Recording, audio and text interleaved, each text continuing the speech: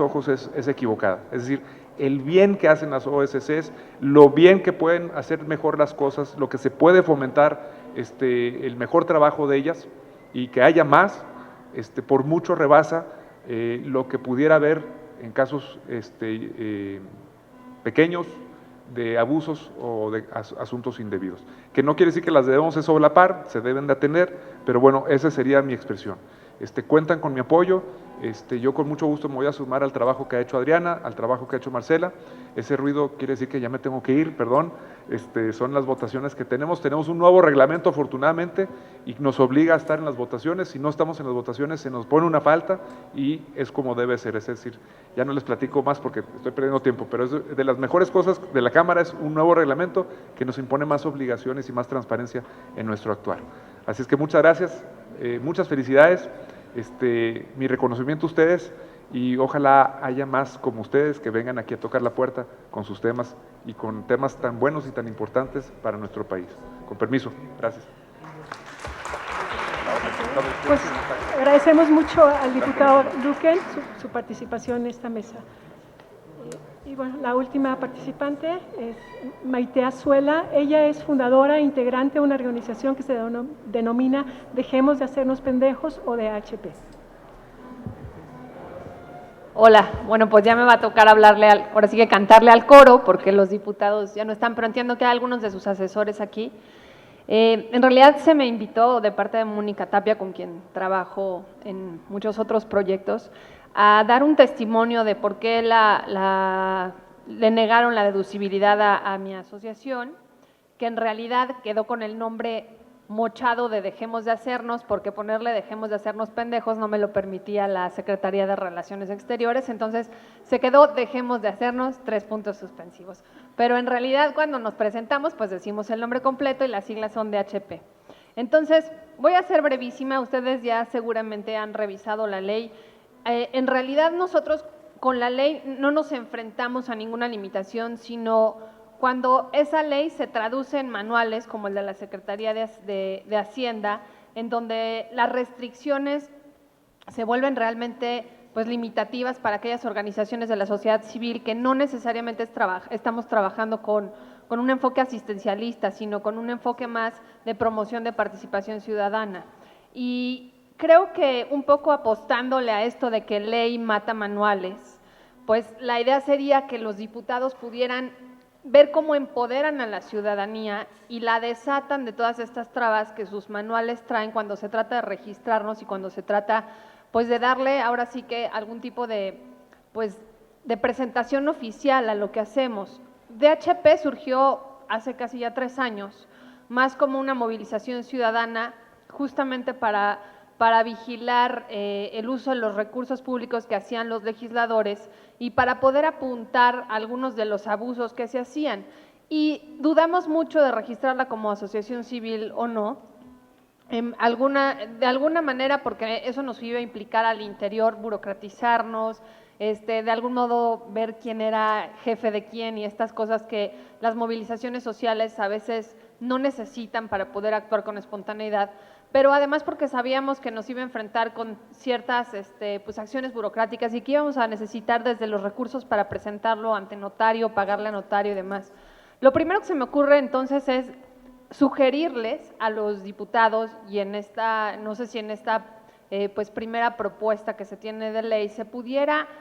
por ejemplo, retirar de las notarías este poder que tienen para que sean las asociaciones de la sociedad civil las que se registren. Creo que normalmente cuando se legisla no se intenta redistribuir el poder y creo que tenemos un montón de poder concentrado en las notarías y que tendríamos que dárselo quizá a los gobiernos locales, quizá incluso que dejarlo en el federal, pero que nuestro registro no dependiera de un notario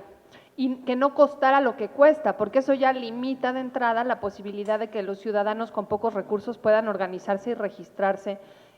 como asociación civil. Y después, pues ya, describiendo un poco mi organización, lo que hacemos, como les digo, es enfocarnos a rendición de cuentas. Estamos normalmente promoviendo algunas modificaciones y reformas legales. Entonces, creo que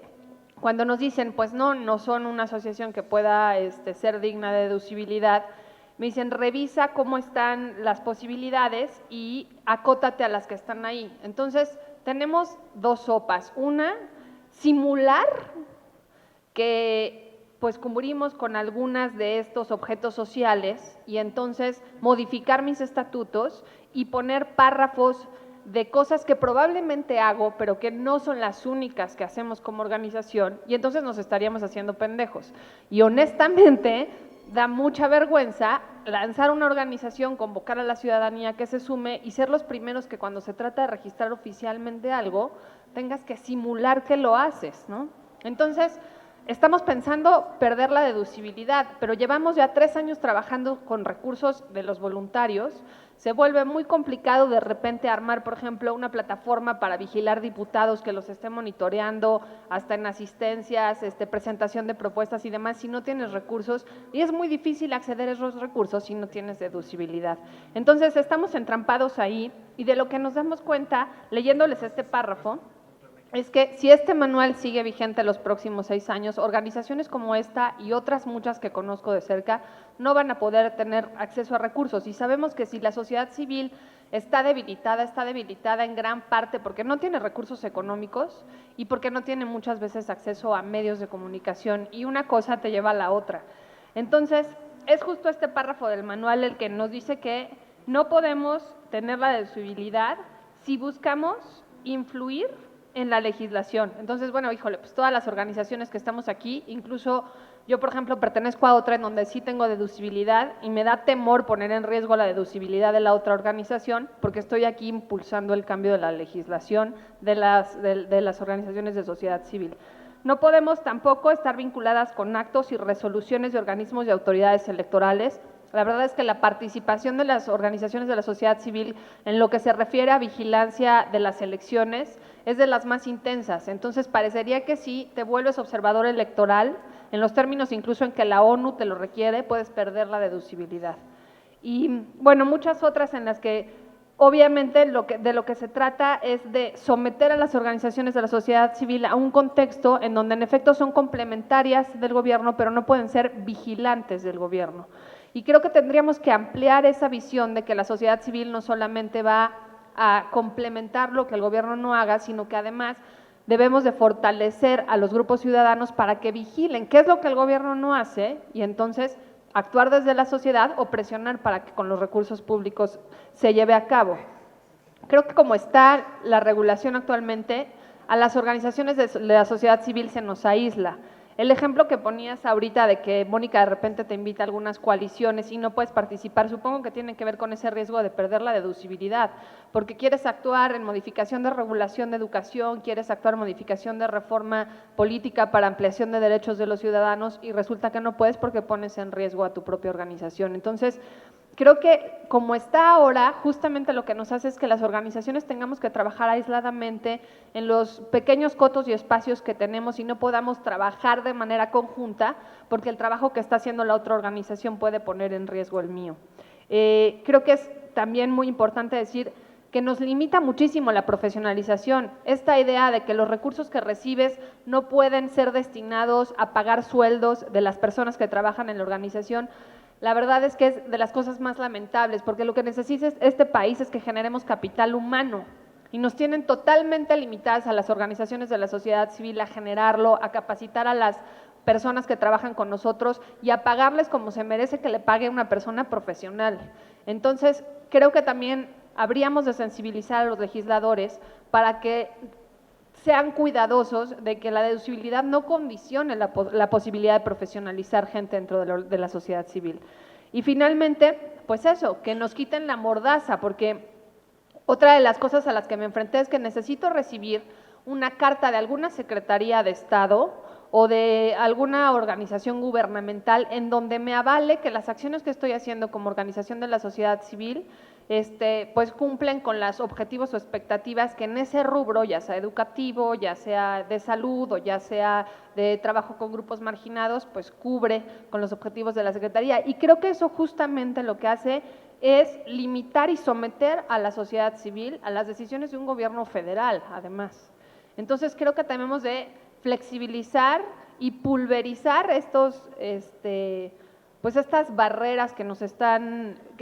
poniendo, además ya a la hora de enfrentarte a un manual. Es decir, no es la ley lo que lo imposibilita, pero sí creo que es la ley la que puede liberar que estos manuales dejen de existir. Entonces, pues, la verdad es que es un llamado a que he escuchado a muchos diputados sentados incluso en este mismo salón, junto al restaurante de los Cristales, diciendo que México necesita una sociedad civil fuerte, que los cambios tienen que venir de la sociedad, que va a ser muy difícil que vengan de los partidos políticos o que vengan de las autoridades, y que los incentivos están ahí. Entonces, necesitamos entonces que compensen su discurso con acciones y que nos regalen una ley en donde podamos garantizar que muchos tenemos acceso a organizarnos y a oficializarnos como sociedad civil, y que además podemos unirnos unos con otros, independientemente de que los proyectos en los que estemos no necesariamente estén vinculados con nuestro objeto social, y que unirnos en coalición como organizaciones no ponga en riesgo la posibilidad de que recibamos recursos y sigamos trabajando desde ahí. Pues nada más. Muchas gracias. Pues agradecemos mucho también a Maite Azuela, que bueno, nos plantea muchos más problemas de los que habíamos planteado en la mesa, pero también muchas soluciones. Sí, muchas gracias. Canal del Congreso, el canal de la Unión, presentó.